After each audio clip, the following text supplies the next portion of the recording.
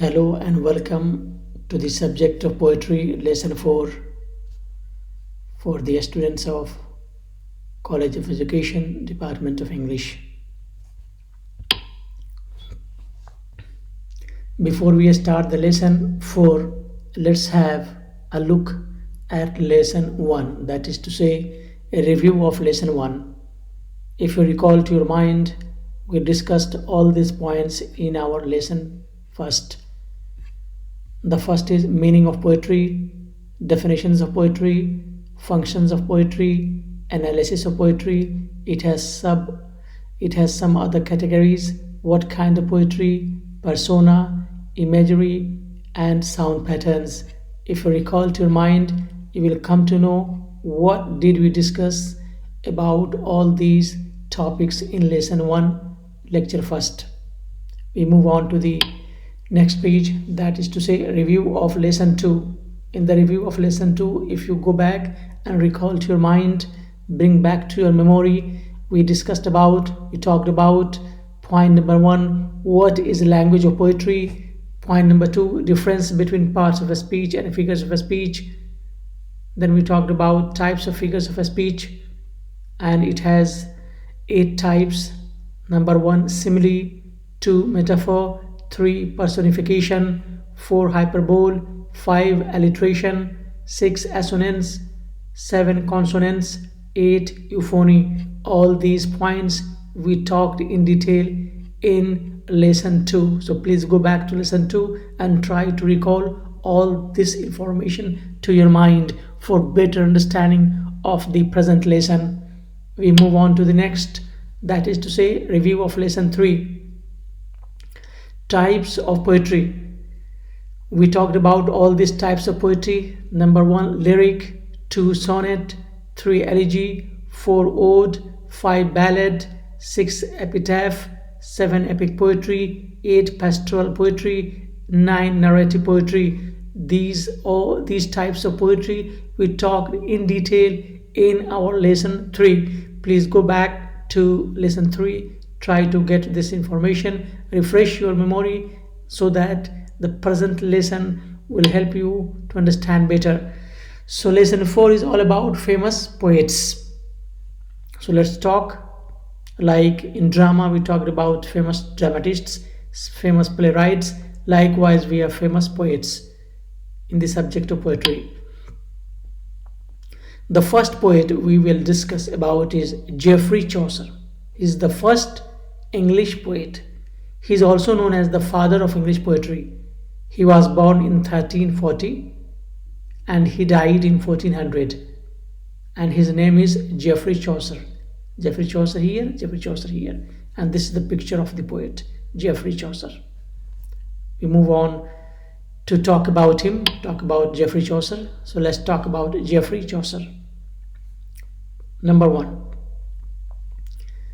Geoffrey Chaucer was born in 1340 in London. No need to explain, he was born in 1340 in London. Chaucer was the first great poet writing in English whose best known work is the Canterbury Tales. He is the first great poet, and he was the first poet who started writing in formal English. And his best known work is the Canterbury Tales. The most renowned book he has written is the Canterbury Tales. Point number 3, Chaucer's first major work was the Book of the Duchess, an elegy for the first wife of his patron, John of Gaunt. So he wrote first major book, and the name of the book was the Book of the Duchess. It was an elegy, and it was written in memory of the first wife of his patron, of his guardian, John of Gaunt. Point number 4, other works include Parliament of Fowls, The Legend of Good Women, and Troilus and Cressida. They are some of the works, some of the books he has written. We move on to the next. Point number 5. So we have some more information about Geoffrey Chaucer.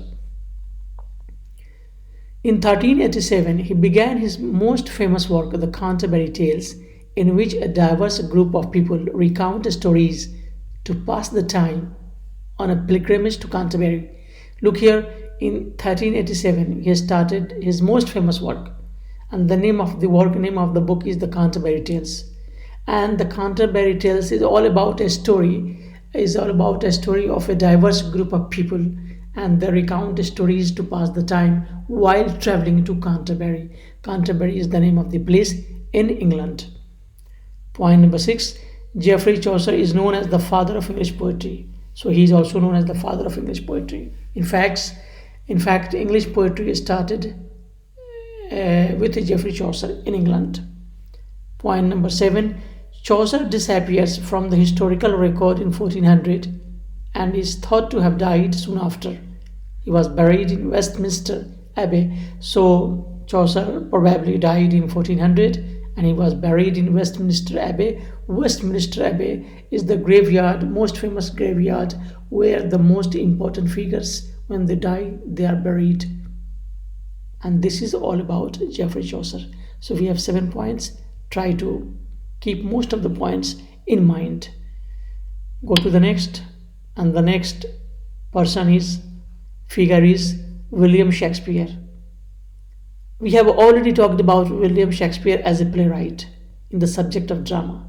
But you should know, William Shakespeare is the person. He is equally famous as a dramatist and as a poet.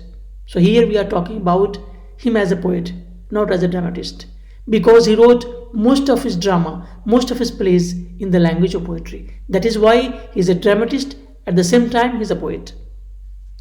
So he was born in 1564, died in 1616. We move on to talk about him in some details. William Shakespeare. 2.2 means the second poet we are talking about, and he is William Shakespeare. Point number 1, William Shakespeare was born in April 1564 in Stratford-upon-Avon, England. So he was born in April in 1564. This is the name of the place in England. No need to explain. Point number 2, he was working as an actor and playwright in London by the year 1592. He was an actor, he was the playwright by the year 1592. So basically what is more important here is that he was both an actor and a playwright. Point number 3, Shakespeare was a prolific poet too, means he was also a versatile poet, a good poet, famous poet as well. Point number 4, the sonnets of Shakespeare were published in 1609. The sonnets of Shakespeare is a book he has written, and this book is all about poetry, and it was published in 1609. Point number 5, the subjects of Shakespeare's poetry range from love and beauty to commentary about the passing of time and changes in society. So here, what is the nature of the poetry of William Shakespeare? What are the qualities, what are the attributes, why William Shakespeare's poetry is known for, and what is it known for? So he wrote about love, he wrote about beauty, and he also talked about passing time, how to pass the time or passing of time and changes in society. Means that he also wrote about the changing time during the period he lived. So in his poetry we can find that he has written about love, he has written about beauty, he has also written about the changing times of that day in which he lived. Move on to the next. We have some more information about William Shakespeare. The poems of Shakespeare literally revolutionized the English language. Means the poetry of William Shakespeare, the language was very rich, of high class, and people say that he in fact revolutionized the English language. He added a lot of new words to the English language while he was writing poetry. Point number 7, William Shakespeare's poems are legendary, as are his dramas. Means his poems as well as his dramas, both are legendary, both are of high importance, both have equal importance in the history of literature. Point number 8, he had great financial success as a poet, author, playwright, and an actor. So he was financially very successful. He was equally famous as a poet, as an author, as a playwright, and as an actor. Point number 9, he is often called England's national poet, and he is also regarded as England's national poet. He's a symbolic national poet of England. And Shakespeare died in 1616. So we have this 10 points about William Shakespeare. Try to keep all these points in your mind for the examination and also to know about him. This is already very brief because you can go on talking about William Shakespeare and there is no end. I have just summarized in 10 points who this person is and what he has written and what are his contributions as a poet. Go to the next. William Wordsworth. This is the another famous poet of his time. He was born in 1770 and died in 1850. And his name is William Wordsworth. And this is the picture of William Wordsworth. We move on to the next page. We talk about William Wordsworth. William Wordsworth was born in 1770. William Wordsworth was born in 1770. No need to explain, it's very clear. He was the most famous and the greatest poet of his age. Means he was the most famous, greatest poet of his age, of his time, of period in which he lived. He was titled as the poet of nature. He is always regarded as the poet of nature, prophet of nature, messenger of nature. Means he talked a lot about nature. In his poetry, we find that he keeps on writing about nature. He loves nature. And what is nature? Nature is all those things created by God. Point number 4, he had the special ability to feel deeply about ordinary and simple things in life. Means he had a special ability, not normal ability, to feel deeply. He felt deeply about ordinary and simple things in life. He knew that around us there are a lot of things hidden and we hardly think over them. So he just picked up the ordinary things, observed them and wrote about them. That is why people say that he had the special ability. We also see a lot of things every day, but we don't feel so deeply about those things. But William Wordsworth is different from us because he had a special ability to feel all those normal things in a special way, which we cannot, which we don't. That is why we say he had the special ability to feel deeply about ordinary and simple things in life. And number 5, he had high hopes for humanity. That is to say, he thought well and high of man. He believed that man was naturally good, but society made him corrupt. He was very close to Rousseau's thoughts. Look, in this point we have, he had high hopes for humanity. He thought well and high of man. He respected man. He wanted benefit of man. He always gave preference to man. Humanity. That humanity is not secondary. It is primary. He must be respected. His livelihood, his conditions of living and all that must be improved and so on. He talked a lot about high of man, well-being of man and so on. He believed that man was naturally good. He also thought that man by birth is good. Man naturally is good, but he becomes corrupt when he comes very in connection with the people, in connection with the society. And in this case, he is very close to a French philosopher, Rousseau. Because Rousseau also believed that man is by birth naturally good, but when he comes into contact with people, with the society, he becomes corrupt, he becomes bad. Because society makes him bad. By nature, Allah subhanahu wa ta'ala or God has made man good. When a child is born, a child does not know anything. A child is a very innocent creature, an innocent person, innocent soul. But as he grows up and comes into contact with the people, with the society, then he learns the habit of good and bad. And then finally he becomes corrupt. That is the point here in point number 5. We move on to the next. 6. He loved rural England. He advised people to go back to nature. He loved countryside, rural England. He did not like urban areas. He did not like cities. He did not like to live in London and New York and Shanghai and big cities because he thought that the real happiness we derive is by observing nature. So he advised people to go back to nature and get happiness from there, not from the city life. Point number 7, he declared that the language of the poetry should be very simple and ordinary. And his philosophy of poetry was that the language of poetry should be simple, should be ordinary, should not be with a lot of difficult words, a lot of difficult symbols, so that it becomes very difficult to understand for the common people. That was his philosophy of writing poetry. That poetry must be made very simple so that even a common man, ordinary man, can understand it. 8.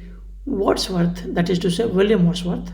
Wordsworth felt deeply about their strong childhood and later wrote very passionately about it in his poetry. Look, William Wordsworth is the poet who felt very deeply about childhood. Our childhood memory is very precious, very valuable for our life. We can forget every type of memory, but we cannot forget our childhood memories. They remain longer in our mind. So William Wordsworth felt very deeply about his childhood memories. He recalled to his mind, he loved them, he missed them, and he wrote about them in his poetry. 9. With his friend S.T. Coleridge, he wrote a book known as Lyrical Ballads, of which language is very simple to understand. And he gave an example how poetry should be written in a very simple and ordinary language. And this example, Lyrical Ballads, a collection of poems with his friend S.T. Coleridge, he was also a poet. He wrote a beautiful book. And that simplicity, the simplicity of the book was that it has very easy language to understand. So this is about 9. So 9 points we have about William Wordsworth. All these 9 points, they are already very brief. We can talk a lot about William Wordsworth. There is no end. But I have tried to make the information as brief as possible about the greatest poet of nature. He is William Wordsworth. So please try to keep them in your mind. We move on to the next. And the next poet is Alfred Lord Tennyson. And this is the picture of Alfred Lord Tennyson. He was born in 1809, 1892. Okay, so let us talk about him. Yes, Alfred Lord Tennyson. He is the 4th poet in our selection of famous and great poets. Number 1. Alfred Lord Tennyson was born in 1809 in England. No need to explain. He was born in 1809 in England. He was an outstanding Victorian poet. He was an outstanding, very sophisticated, very famous, highly respected Victorian poet. Victorian poet means a poet who lived during the reign of Victoria, Queen Victoria in England. That is why we call Victorian poet. Point number 3. He wrote poetry that was intensely personal, but he was also a strong supporter of social reform and covered some big social issues in his poetry. Look, he wrote poetry that was very, very personal. So he wrote very personal poetry. Number 1 point here. And then he not only wrote about his personal life, personal experiences, personal feelings, and so on, but he also talked about social reforms, social issues he covered in his poetry, what was happening during his time in which he lived. That was very important to him. And he reflected, he expressed his anguish about social reforms in his poetry. Point number 4. Tennyson linked aspects of the natural world to a psychological or emotional state of mind. He developed in his poetry the connection between the natural world and psychological and emotional world. He believed that we cannot separate our physical world in which we live, the natural world in which we lived, and it has its impact upon our psychology and upon our emotions. Point number 5. The publication of the book In Memoriam established his name as a serious poet. And this book, In Memoriam, is a very famous book written by Alfred Lord Tennyson. And this book establishes him as a famous poet, as a serious poet, because this book was respected a lot among the people who love literature. We move on to the next. Some more information about him. Point number 6. About Alfred Lord Tennyson. Tennyson frequently used classical references in his poetry, which was influenced by his great interest in the works of Dante, Virgil, and Homer. Look here, he was a well-read poet. He was very knowledgeable. He had a lot of information. So in his poetry, he made a lot of classical references. Classical references means that he talked about the famous ancient great poets. And he was very much influenced by the works of Dante, Virgil, and Homer. They are the Greek poets in the ancient past, and they are known as the classical writers, classical poets, during the time in which they lived. So he was very much influenced by classical writings of poetry. Point number 7, he wrote about the need for women to have an equal right to higher education. And in his poetry, he also talked about the equality of women, that women should also be given higher education. Women should not be considered inferior to men. He discussed about in his poetry that women have as much equal right for education, particularly higher education, as that of men. Because during the time in which he lived, women were not allowed to go for higher education. Women were not encouraged to go to college and the universities. They were always encouraged to remain within the four walls of the house. But he talked about their good position and good education. Point number 8, he also recommended diplomacy as a way of resolving international conflicts rather than use of military combat. And he talked about diplomacy, negotiation, discussion as a way of resolving all types of international conflicts, all types of international, what you call, problems. He believed that military action, military combat, military struggle is not the solution to solve the problems at a global stage. Diplomacy must be the way to find out all political solutions. Go to the point number 9. This was made clear in his famous poem on the charge of the Light Brigade, and he in fact reflected this point in his poetry, The Charge of the Light Brigade. This is the name of the poem he wrote, long poem he wrote. And he made it clear that how diplomacy is much better than fighting and military solution to solve all the kind of political problems.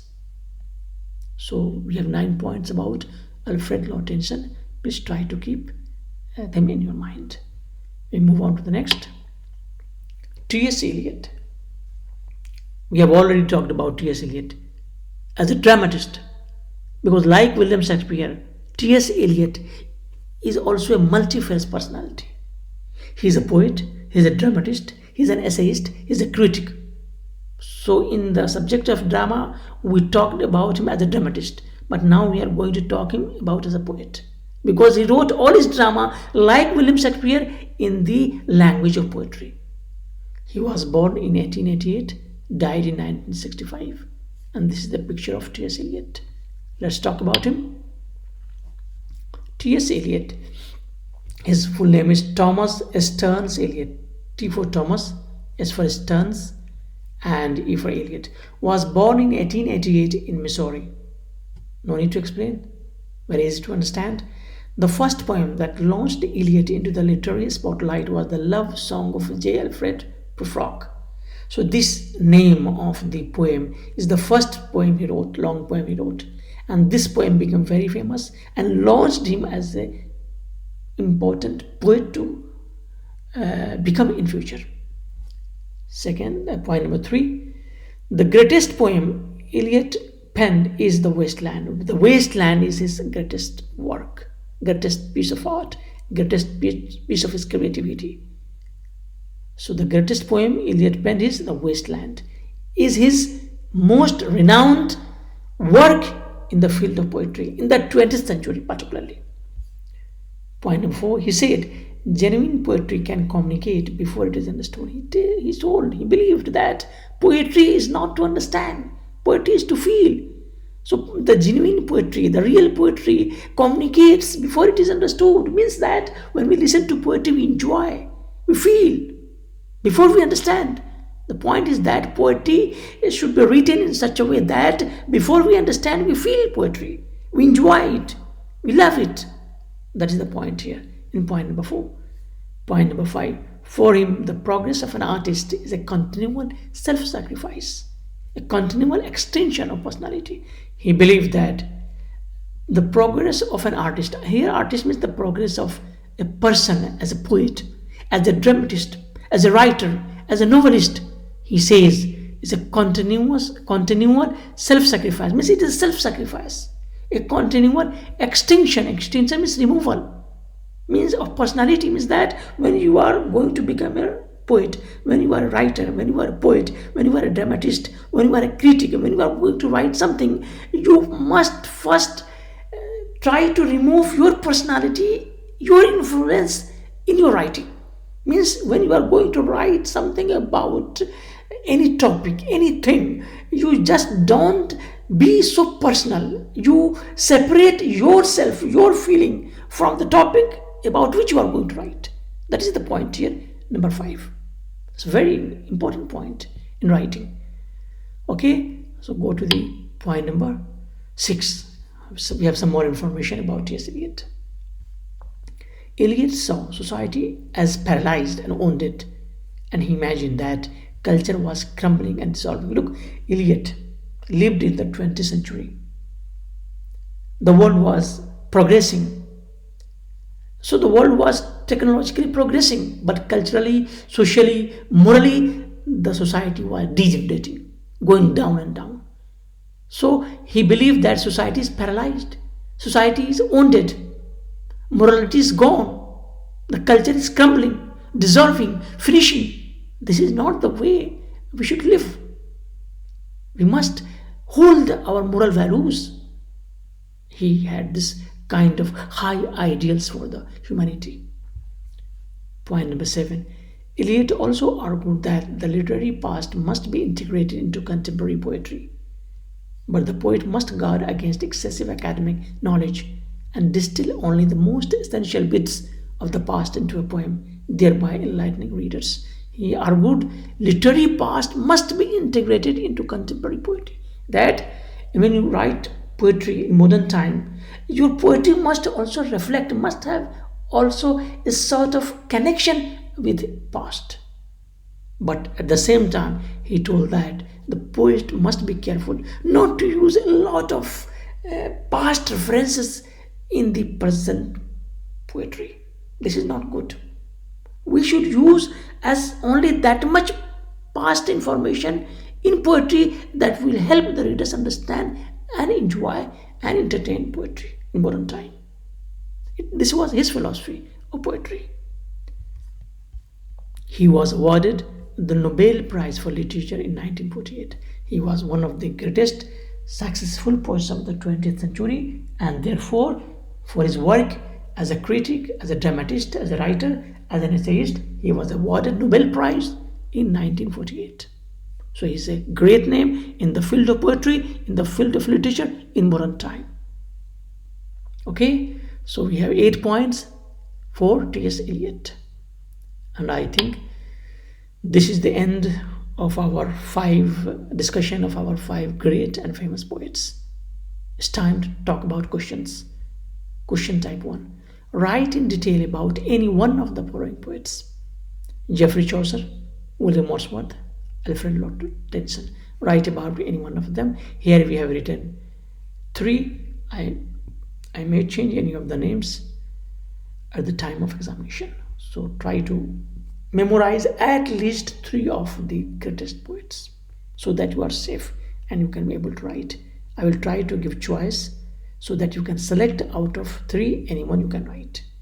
But which out of 3 you don't know. So at least if you know 3, you are very safe. Okay? And this is the end of our lesson 4 and end of our lecture in the subject of poetry. Hope you have understood, you have enjoyed. Best of luck. Goodbye.